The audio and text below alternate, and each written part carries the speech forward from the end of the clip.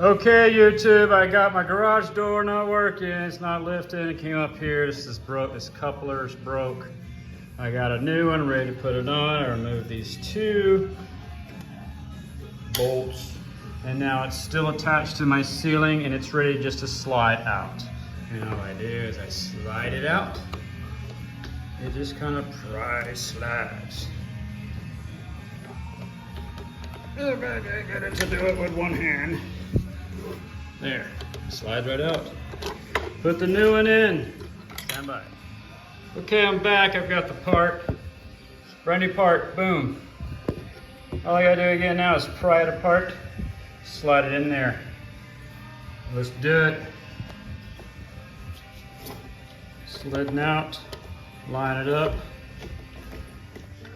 Okay, finishing up. Got the two bolts back in place. I've got my handy dandy remote here. Now I'm gonna push the button. Wow, look at that, the coupler's in place and it works. My garage door closes once again.